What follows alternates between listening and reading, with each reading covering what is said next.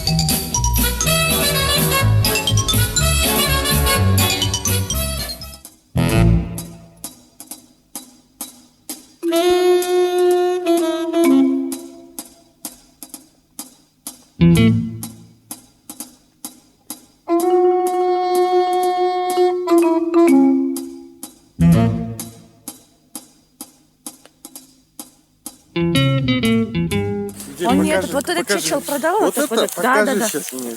Вот он стоит. Ты иди сюда.